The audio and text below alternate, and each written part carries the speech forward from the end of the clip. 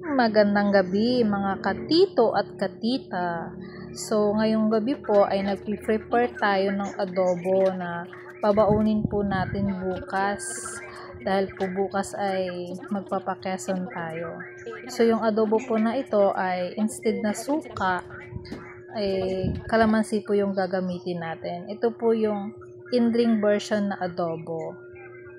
So hindi po siya katulad po ng ginagawa natin na ginigisa kaagad. Ito po yung in-ring version, binababad po muna natin siya sa kalamansi ng 1 hanggang 3 oras, depende po sa dami. Pero dahil po ito ay nasa 3 kilos, more or less 3 kilos, mga 2 hours lang po ay pwede na.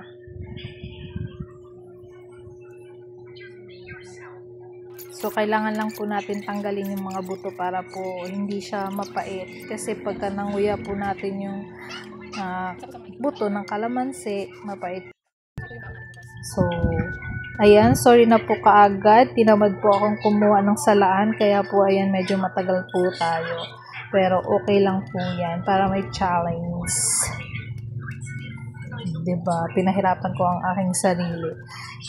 So, mekos po muna. Para lahat po ay makatikim ng kalamansi. Huwag kang unfair. Dapat lahat may kalamansi. Dapat lahat sila makatikim. So, guys, i-check na natin siya kung ano ng kanyang lagay. Ganyan siya. Ganyan na yung niya. Kasi parang medyo shit na kasi nagadilim. Ganyan na siya. Para siyang yung kinilaw. Kasi di ba pag sounds fresh. Pag kalamansi kasi parang medyo naluluto siya. Ganyan na yung itsura niya. Pag binabad natin siya sa kalamansi. Para siyang kinilaw pero hindi tayo kumakain ng kinilaw na chicken. So, ito yung takal muna natin. Ito yung balat ng chicken. So, hiniwalay po natin siya kasi mamaya po ay isasabay natin siya doon sa sibuyas, bawang at luya. So, para medyo magtosta-tosta po muna siya bago natin ihalo yung laman ng chicken. So, tara na! Let's go! Ayan, mainit na yung kaldero. Sa kaldero na siya kaagad para hindi na ako magsasalin kasi nga babaunin namin siya papuntang Quezon. Pagkatapos natin lagyan ng mantika, ilagay na natin ang sibuyas, bawang at luya. Mekos na lang yan mga be. That's tasty. Tapos, agad natin isunod yung balat ng manok. Yan. Para medyo itosta-tosta po muna natin siya ng konti bago po natin ilagay yung meat.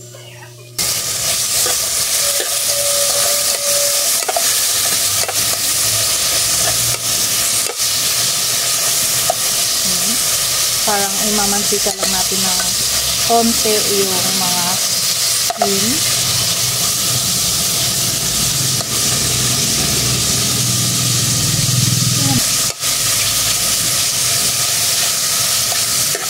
Shout out pala kay Prinsesa, siya yung ating videographer ngayon.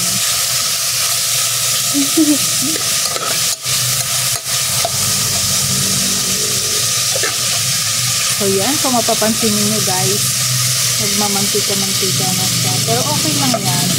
Lutuin pa natin siya ng konti.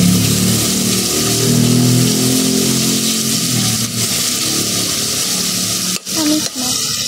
So, iyan. Ayan. Tingnan mo guys. Diba, nagmantika-mantika na siya. So, hindi naman natin siya kailangang i-toasted. Kasi ang purpose lang naman natin sa kanya ang purpose lang naman natin sa kanya kung bakit natin siya inuna para hindi siya oily masyado, hindi siya nakakaumay kapag kinain natin itong balat. So, pwede na natin ilagay yung meat. Ganyan. Siyempre, pag nilagay natin siya, kasama na yung, kasama na guys yung, etong, kalamansi. So, i-shake, hayaan mo lang. Natural lang yan kasi may usok.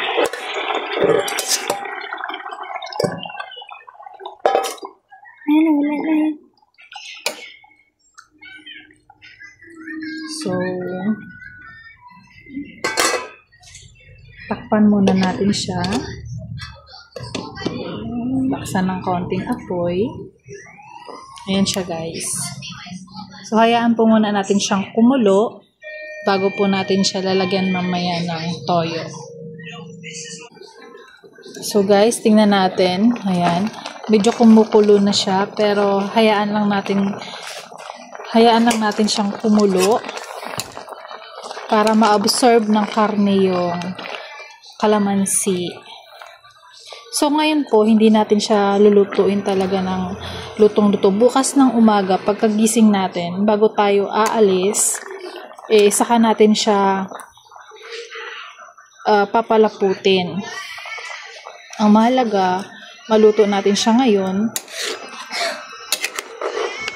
para mas masarap siyang kainin bukas. Kasi, may kasabihan nga po na ang adobo daw po, habang tumatagal, lalong sumasarap. So, kaya gusto ko siyang lutuin ngayon para bukas iinitin natin siya. Mas lalapot siya pagka nainit na. So, hayaan lang po natin muna siyang kumulo. Takpan ulit natin guys ha. Ayan. Actually, hindi talaga ito yung takip niya. Pero ito yung ginamit ko para pasilip natin siya.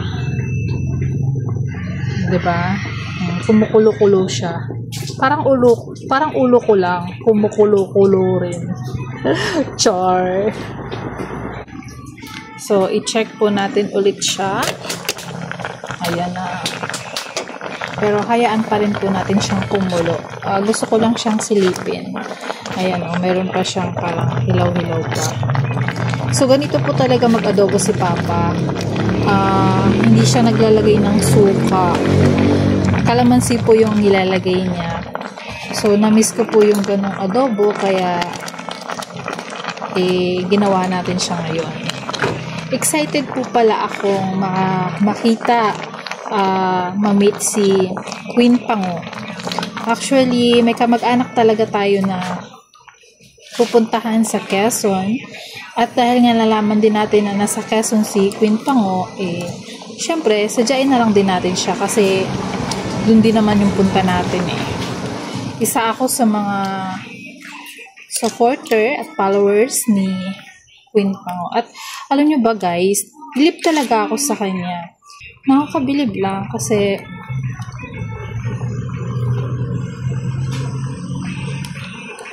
napaka niya, hindi siya nagpapasilaw sa mga pera na nag-o-offer sa kanya. Talagang pinag-iisipan niya itong mabuti. Hindi siya yung tao na porket mahirap lang, kaya na silang anuhin ng mga may pera. So, si Queen Pango, marami nag-o-offer sa kanya pero tinatanggihan niya kasi ayaw niya daw ng mga sugal. Ayaw niya ng sugal. Tama naman. Kasi yung mga bagay na dapat na isugal mo, isugal mo na lang para sa pamilya mo. Isugal mo para sa pag-aaral nila. Ayun talagang may insurance kang makukuha. Magandang insurance na makukuha mo. Kung sakali man na hindi makapagtapos ang anak mo, at least sinubukan mong paaralin sila. Ginawa mo yung lahat para mapaaral sila. Diba? So, grabe. Na-amaze talaga ako sa attitude niya. Na-amaze talaga ako kay Queen Pango. Ang galing talaga niya, guys. So, eto, baon natin bukas. Hindi ko alam kung kumakain siya ng chicken. Ay, oo ata kasi may tinola siyang niluto na nakaraan. Pero hindi ko alam kung aabot pa dun sa area niya. At hindi ko rin alam kung magugustuhan niya yung luto natin. Pero sana lang. Grabe. Thank you, Queen Pango, sa pagtangkilik sa invitation ko na mag-meet tayo bukas. Nakaka-excite. Ayan guys, ngayon pa lang ako maglalagay ng paminta kasi hindi naman gaano sa paminta kasi nga may mga bata. Paminta.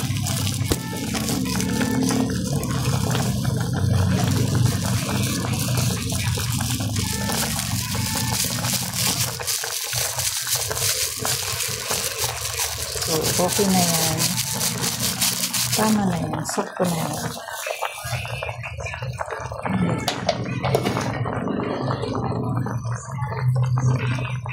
Diba akala mo ginataan siya? Kasi namumuti-muti siya. Namimiss ko tuloy yung recipe ni Mr. na tinatawag niya na white adobo. Kasi ito ay tinawag niyang white adobo. Hindi ko alam kung bakit. Pero siya ay gawa sa gata. So ito para siyang gata kasi namumuti-muti siya. So, antayin lang po ulit natin at maya-maya po ay lalagyan na natin siya ng toyo. So, takpan po muna ulit natin. Check natin. So, feeling ko po luto na siya. Ayan, kasi wala na akong kumbaga parang ang bango na niya. Tinidor kasi yung ginagamit. Bakit kasi tinidor?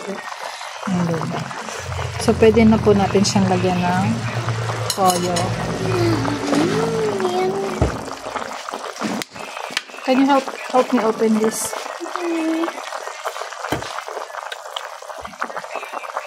So, yung gamit nating toyo. Silver Swan. Dapat gamitin.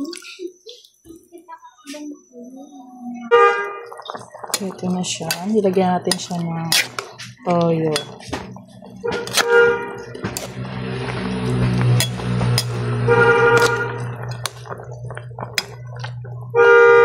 At dahil nakikita ko nga na gumagamit si idol natin, si mema natin ng magic sarap, lalagyan din natin siya. Paborito to ni ni Queen Pango. Tubusin natin kasi siya parang kulang-kulang 3 kilos itong chicken natin. So guys, lulutuin lang natin siya ngayon. Bukas ng umaga, pagkagising natin, iinitin natin siya, tapos papalaputin na natin siya. Ayan, hayaan lang po natin ulit siyang kumulo ng kumulo. Ayan, diba? So, ito na siya guys. Medyo malamig na siya. Ayan. So, yan siya ngayon. Tapos, malabnaw pa yung kanyang sabaw. Bukas, ng umaga, paggising natin, iinitin natin siya at palalaputin na. Gusto ko kasi sa adobo malapot. Tapos, yan. Yung lasa niya guys, may linamnam. Siguro dahil gawa sa kalamansi yung hinalo natin. Tapos hindi siya guys, sabing maasim talaga na parang kikiligin ka na parang sinigang. No. Mayroon siyang konting tamis, siguro dahil na rin sa kalamansi. Tapos, balanse lang din yung alat niya, asim at saka tamis. Hindi siya yung maasim na parang sinigang. No. Masarap siyang klaseng adobo. May linamnam. So, try nyo po yung ganitong adobo.